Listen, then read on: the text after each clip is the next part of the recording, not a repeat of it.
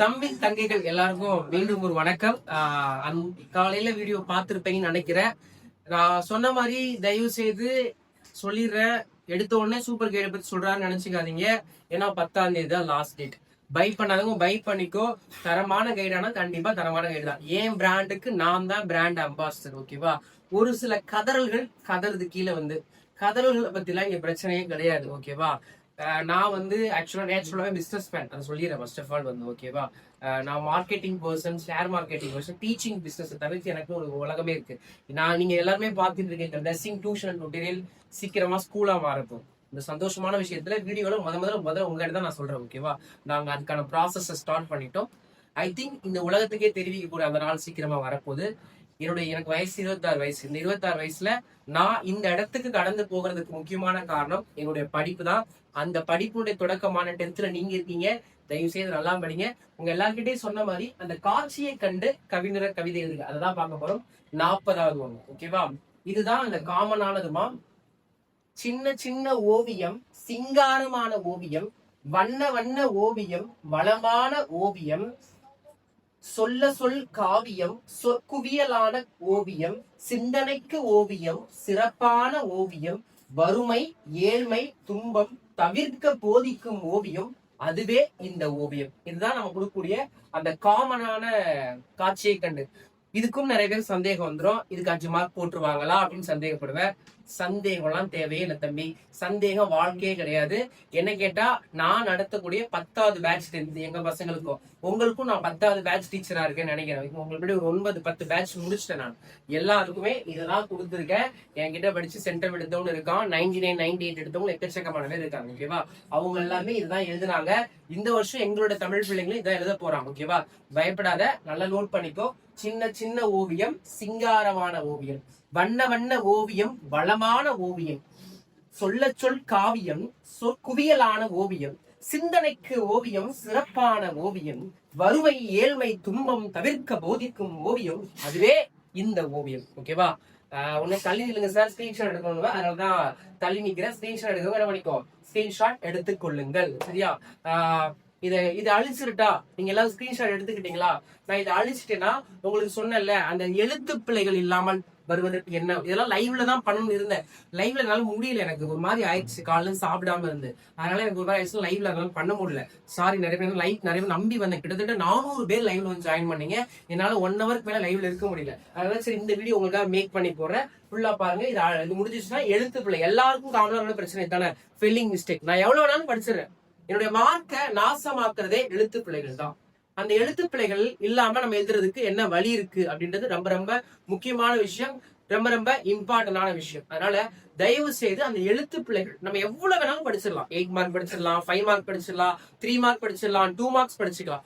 எழுத்து பிழை இல்லாமல் தமிழை எழுதுவதற்கு என்ன வழி அப்படின்றதான் பார்க்க போறோம். இது நீங்க நோட் பண்ணிருப்பீங்கன்னு நினைக்கிறேன். தள்ளி நின்றுக்கிறேன். ஸ்கிரீன்ஷாட் எடுத்துக்கோங்க. சரியா? அதை அழிச்சிடுறேன்.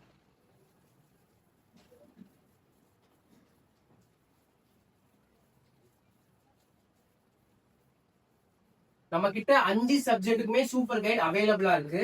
ஓகேவா? Tamil, English, maths, science, social சொல்லிட்டு அப்கிரேட் வெர்ஷன் இருக்கு எல்லாத்துலயுமே. தயவு செய்து வாங்கிக்கோங்க. 750 மட்டும்தான். யோசிக்காத, அவன் என்ன சொல்றான் இவன் என்ன சொல்றான்லாம் யோசிக்காத. இது உனக்கு பயன்படுமான்னு கேட்டா, எனக்கு கேட்டா கண்டிப்பா பயன்படும். யார பத்தி யோசிக்காத. தயவு செய்து பை பண்ணிக்கோ. இன்னும் வாங்காதவங்க நம்ம கீழே வர ஸ்கிரீன்ல வர அந்த நம்பருக்கு உனக்கு ஸ்கேன் பண்ண முடிஞ்சு பேமெண்ட் பண்ண முடியுதான்னு பாருங்க. ஃபெயில்டுன்னு வந்தா வாட்ஸ்அப் மெசேஜ் பண்ணா உங்களுக்கு கொடுப்பாங்க. நான் சொல்லிடுறேன், 10ஆம் தேதி கூட கைட் கிடைக்காது. சம்டைம்ஸ் நிறைய பேர் சொல்லுவான், அவன் ஃப்ரெண்டு யாரும் சொல்லலாம். கமெண்ட் செக்ஷன்ல நிறைய பேசுறாங்க. ஓகேவா? இது எப்படி வருவா, அப்படி அப்படின்னு பேசிட்டு இருக்காங்க. ஓகேவா? அவங்க எல்லாம் அப்புறம் 11ஆம் தேதி தமிழ் கொஸ்டின் வந்ததுக்கு அப்புறம் நம்ம அமர யோசிச்சு செயல்பட்டாலும் கைடு கிடைக்குமான்றது சந்தேகம். அதனாலதான் சொல்றேன், கைட வாங்கிக்கோ. 12th தமிழ் 90க்கு 89 மார்க் வந்துச்சு. 12th இங்கிலீஷ் 90க்கு 90 வந்துச்சு. நாளைக்கு 12th கெமிஸ்ட்ரி அண்ட் 12th அக்கௌண்டன்சிக்கு ஃபைனலா ஒரு வீடியோ மேக் பண்ணிருப்போம். எப்படி ஃபைனலா ஒரு வீடியோ மேக் பண்ணிருப்போம். ஓகேவா? அந்த வீடியோ இது இப்ப வந்திருக்கும். ஐ திங்க் இதுக்கு முன்னாடி வந்திருக்கும் அந்த வீடியோ. 12th அக்கௌண்ட்ஸ்க்கும் 12th கெமிஸ்ட்ரிக்கும் கிட்டத்தட்ட அக்யூர்டான இம்பார்ட்டன்ஸ் ஃபைனல் வீடியோல கொடுத்துருப்போம். இன்ஸ்டாலையும் போட்டிருப்போம், யூடியூப்லயும் பார்த்திருப்போம். உங்க அண்ணா அக்கா யாராவது தங்கச்சி பிரதர் சிஸ்டர் ரிலேஷன்ஸ் தெரிஞ்ச பையன் ஸ்கூல்ல படிக்கிற அண்ணா அக்கா யாருந்தா கண்டிப்பா அந்த வீடியோல போய் இன்னைக்கு போட்டு அந்த 12th accounts video 12th chemistry வீடியோல போய் அந்த பிடிஎஃப் எடுத்துக்க சொல்லுங்க. நாளைக்கு கொஸ்டின் பேப்பர் அதுல இருந்தா இருக்கும். அடிச்சு சொல்றேன். ஓகேவா? 10th 4 மாடல் கொஸ்டின் பேப்பர் இருக்கு. ஓகேவா?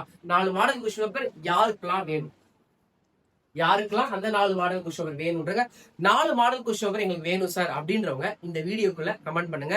நெக்ஸ்ட் வீடியோ உங்களுக்கு அதுதான். சரியா? கண்டிப்பா அந்த 4 மாடல் கொஸ்டின் பேப்பர் உங்களுக்காக கொண்டு கொடுக்க போறேன். இந்த 4 மாடல் கொஸ்டின் பேப்பர்ல இருந்து அப்படியே அச்சு பிசுறாம வரப்போது. அந்த 4 மாடல் கொஸ்டின் பேப்பர் வேணும்ன்றவங்க கீழே ஃபுல்லா கமெண்ட் அடிச்சு தள்ளுங்க. உங்களுக்கு அந்த 4 மாடல் கொஸ்டின் பேப்பர் கொடுக்க போறேன். சரி, எழுத்து பிழைகள் இல்லாமல் எழுதுவது எப்படி? சாக்பீஸ். எழுத்து பிழைகள் இல்லாமல் எழுதுவது எப்படி? ஓகேவா? ஃபார் எக்ஸாம்பிள் ஸ்பெல்லிங் மிஸ்டேக்ஸ் நமக்கு அதிகமா வரக்கூடிய 5 இடங்கள் பத்தி பார்க்க போறோம். சீக்கிரமா ரொம்ப தொலைவா போக மாட்டேன், ஷார்ட்டா முடிச்சிடறேன். ஓகேவா? எழுத்து பிழைகள் எங்கெல்லாம் வருது, அதை எப்படிலாம் சரி பண்றது பத்தி பார்க்கலாம். சரியா? தேங்க்யூ. எழுத்து பிழைகள், எழுத்து பிழைகள் நான் கரெக்டா எழுதுறேனா? எழுத்து பிழைகள் கரெக்டா எழுதிருக்கா? இது கரெக்ட்ன்றீங்களா தப்புன்றீங்களா? தப்புன்றவங்களா கீழே கமெண்ட் பண்ணுங்க. ஓகேவா? எழுத்து பிழைகள் இந்த லை வருமா, எந்த லை வரும்? ஏன் நமக்கு இந்த லையா இந்த லையா இந்த லையான்றது சந்தேகம் வரும். இந்த லா 3 வகையான இந்த லா, இதுல வரக்கூடிய சந்தேகங்கள். அப்புறம் வேற எங்கெல்லாம் வரப்போகுது சந்தேகங்கள்?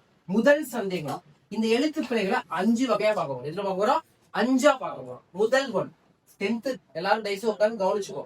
10th என்ன பண்ற கவனி எல்லாரும். 5 வகையான எழுத்து பிழைகள் இருக்கு. மொத்தம் 5 வகையான எழுத்து பிழைகள் இருக்கு. ட்ரிக்ஸ் சொல்ல போறேன், கவனிச்சுக்கோ, ரொம்ப இம்பார்ட்டன்ட். ஓகேவா? இந்த 5 ட்ரிக்ஸை ஃபாலோ பண்ணிட்டீங்கன்னா எழுத்து பிழைகள்ன்றதே வராது. ஆனா முழுமையா இந்த ட்ரிக்ஸை ஃபாலோ பண்ணும். கவனமா கவனிச்சுக்கிட்டே எல்லா டெஸ்ட் உட்காரு கவனிக்கும். ஃபர்ஸ்ட் ஒன், எழுத்து பிழைகள் அதிகமா வரக்கூடிய இடம் எதுன்னு பாத்தீங்கன்னா ஒத்த கொம்பா ரெட்ட கொம்பா. இத ஒத்த கொம்புன்னு சொல்லுவாங்க, இத ரெட்ட கொம்புன்னு சொல்லுவாங்க. எல்லாருக்கும் சந்தேகம் வரும், இந்த ஒத்த கொம்பு போடலாமா ரெட்ட கொம்பு போடலாமா அப்படின்னு சந்தேகம் வரும். இந்த இடத்துல அதீத பிரச்சனை வரும். ஓகேவா? அதுக்கப்புறம் எங்க பிரச்சனை வரும் பாத்தீங்கன்னா துணைக்கால். எப்பா இது பெரிய பஞ்சாயத்துப்பா. எங்க டியூஷன்ல ஒரு போட்டு 12th எங்க துணைக்கால் போடக்கூடாதோ அங்கெல்லாம் போட்டு வைப்பா, எங்கெல்லாம் போடணுமோ அங்கெல்லாம் போட மாட்டான். அந்த பொண்ணு தமிழ் டெஸ்ட் எழுதிட்டு வரதுல ஃபுல் அண்ட் ஃபுல் தப்பு பண்றது அந்த துணைக்கால் தான். அவளுக்கு வேற எங்கேயுமே பிரச்சனை வராது. துணைக்கால், அந்த துணைன்றது அவளுக்கு ஒரு பெரிய பிரச்சனையா இருக்கும். இந்த துணைக்கால், இதுக்கு ஏன் தெரியுமா துணைக்கால்னு பேர் வந்துச்சு? ஒரு எழுத்துக்கு உயிர் கொடுக்கக்கூடிய துணையாக இருக்கக்கூடிய கால். இந்த கால் மாதிரி ஒரு எழுத்துக்கு என்னவா இருக்கு, அது உயிர் கொடுக்கும். இப்ப எக்ஸாம்பிள் உதாரணத்துக்கு சொல்ற பாருங்க, கா, இது கா, ரைட்டா? இது என்னது கா. ஓகேவா? இப்ப காக்கா இங்க வான் கூப்பிட போறோம். எப்படி கூட போறோம்? காக்கா இங்க வான் கூப்பிடும் போது இப்ப கா போட்டுட்டு இக்கு போட்டு இது என்னது? யார வாசிக்கணுமா? என்னது இது? கக்கா. ஓகேவா? ஆனா இது துணைக்கால் போடுங்க, என்ன வந்தது? பாருங்க, ஒரு தமிழ் எழுத்துல ஒரு துணைக்கால் இல்லாம போச்சுன்னா அந்த எழுத்து என்னவாயிருது? ஒரு பேர்ட் மாதிரி. பேர்ட் கிடையாது, ஒரு சொல்லத்தகாத வார்த்தை மாதிரி ஆயிருது. ஓகேவா? அப்ப அந்த துணைக்கால் எவ்வளவு முக்கியம்னு பாருங்க. இந்த இடத்துல நீ காக்கா ஏதோ ஒன்று கதை எழுதுற, ஏதோ ஒண்ணு வருது காக்கான்னு தமிழ்ல வருது, ஏதோ ஒண்ணு வருது. ஓகேவா? சின்ன வயசுல அந்த காக்கா ஒரு பவுல் இருந்துச்சு, ஒரு போட், அதாவது என்னது, ஒரு பானை. அந்த பானைக்குள்ள கல்ல போட்டு தண்ணி மேல வச்சுருவோம்ல. இப்ப அந்த கதையெல்லாம் நம்ம எழுதும் பொழுது நிறைய பேர் தப்பு பண்ணிருக்கலாம். எத்தனை பேர் தப்பு பண்ணலாம் நம்ம வீடியோ எதுவுமே தப்பு பண்ணு தெரியாது. காக்கா கக்காவா என்னடா போட்டு வச்சிருக்காங்க அப்படின்னு பாப்பாங்க. அப்ப இந்த துணைக்கால் அப்படின்றது எவ்வளவு முக்கியமான விஷயம். சரி, இதை எப்படி சார் கண்டுபிடிக்கிறது அப்படின்னா உச்சரிப்பு, வாயின் உச்சரிப்பு. ஓகேவா? இப்ப எக்ஸாம்பிள் சொல்ற பாருங்க. இப்ப இந்த கா அப்படின்றது காக்கா, காக்கா குறிலா நெடிலான்னு பார்க்க போறீங்க. எப்படி குறிலா நெடிலான்னு பார்க்க போறோம். அதுக்குதான் முதல்ல எல்லாம் எழுதும் போது வாசிச்சு வாய் விட்டு வாசிக்கணும்னு சொல்றது. இப்ப பாருங்க, காக்கா நேற்று இரவு உணவு உண்டது. இதுதான் சென்டென்ஸ். நீ எழுதும் பொழுது சொல்லி வாயை விட்டு சொல்லாம எழுதுனா தொடங்கால் படம் விட்டுரு. கக்கா நேற்று இரவு உணவு உண்டது என்னவாயிரும்? அப்ப எழுத்து பிள்ளைகளை தவிக்கிறதுக்கு முதல் வழி என்னன்னா எழுதி பார்க்கணும், வாய் விட்டு சொல்லி பார்க்கணும், நல்லா பார்க்கணும். உனக்கு நல்லா கவனமாரு. துணைக்கால் பிரச்சனை, ரெட்டக்கொம்பு பிரச்சனை, துணைக்கால் பிரச்சனை, இங்கெல்லாம் பிரச்சனை வரும். கண்டிப்பா இங்கெல்லாம் பிரச்சனை வரும். அதுக்கப்புறம் எங்க பிரச்சனை வரும்னா முதலே சொல்லிட்டு இந்த லகரங்கள் லால வரும். எந்த லா, எழுத்து பிழைக்கு எந்த லா வருது பாத்துக்கோங்க. ஓகேவா? எழுத்து பிழைக்கு இந்த லாவா இந்த லாவா, ஏன் சந்தேகம் வருது நமக்கு அப்ப அந்த லகரங்கள்ல. ஓகேவா? அதான் லகரங்கள்னு சொல்லுவாங்க. ஓகேவா? அப்புறம் அதிகமா எங்க பிரச்சனை வரும் பாத்தீங்கன்னா புள்ளி வச்சு எழுத்து, மெய் எழுத்துக்களுக்குல புள்ளி வச்சு எழுத்து. நான் காமனா எழுதுறேன், புள்ளி வச்சு எழுத்து மெய் எழுத்துன்னு போட்டுக்கிறேன். இது மெய் எழுத்து. எங்க புள்ளி வச்ச எழுத்துக்கு வைக்கணும், எங்க புள்ளி வச்ச எழுத்து வைக்க கூடாது, இஷ்டத்துக்கு வைக்கிறது. ஓகேவா? அதான் வல்லின மெய்களை இட்டு எழுதுக நீக்கி எழுதுனா நம்ம பாத்துருப்போம்ல, 2 மார்க்ல வரும். மொழி பயிற்சியில வரும் பாருங்க, வல்லின மெய்களை இட்டு எழுதுக நீக்கி எழுதுக. அதை நல்லா தெரிஞ்சவே நம்ம இந்த மெய் எழுத்துக்கள் எங்க போடணும் எங்க போடணும்னு சொல்லுது. இப்ப எக்ஸாம்பிள், சாப்பிட்டு வந்தான், சாப்பிட்டு வந்தான். இந்த இடத்துல சாப்பிட்டு வந்தான் பக்கத்துல சாப்பிட்டு வந்தான் நடுவில் ஏதாவது இப்போ இச்சோ இத்தோ அந்த சென்டென்ஸ்க்கு நடுவில் வருமா? வராது.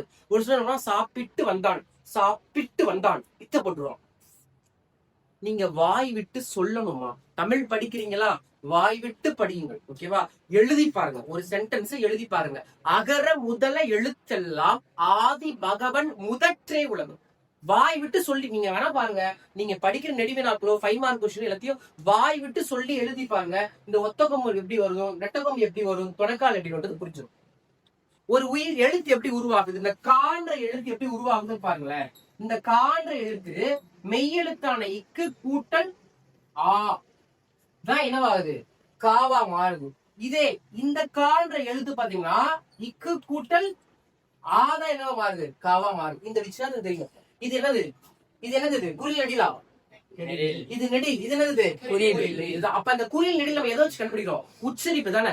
அப்ப ஒரு ஸ்பெல்லிங் மிஸ்டேக் வராம அந்த இடத்துல துணைக்கால் வரணுமா வராதுன்னு எதை வச்சு கண்டுபிடிக்கிறது, உன்னுடைய உச்சரிப்பு.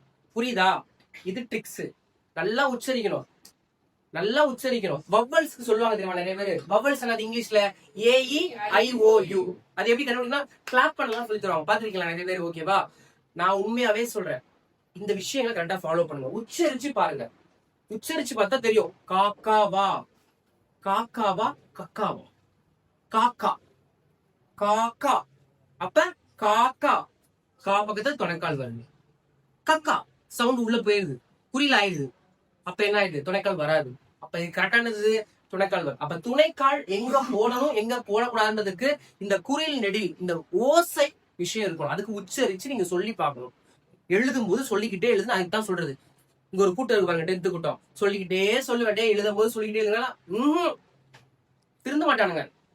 நம்ம திட்டினாலும் திருந்த மாட்டானுங்க, நம்ம எதுக்கு சொல்றோம்னு புரிஞ்சுக்க மாட்டாங்க. அதனால எழுதும் போது சொல்லி இந்த ஒத்த கும்பரனுக்கு சேம் அதேதான். கொண்டு வந்தான். பாண்டியவன் நெடுஞ்சலின் நிலைமை என்ன ஆயிடுச்சு, கோவலன் என்ன பண்ண சொன்னான், கொன்றுவாங்க, கூட்டிட்டு வாங்கன்னு சொல்றாரு அவர் வந்து. இவங்க என்ன பண்ணிட்டாங்க, காவலர்கள், மெய்காவலர்கள் தப்பா புரிஞ்சு என்ன பண்ணிட்டாங்க, கொண்டுட்டாங்க அவன் ஆளை கொண்டாங்க. அதனால மதுரைக்கே என்ன ஆயிடுச்சு, கண்ணகி எரித்தாள், மதுரை அழிந்தது வரலாறு இருக்கு.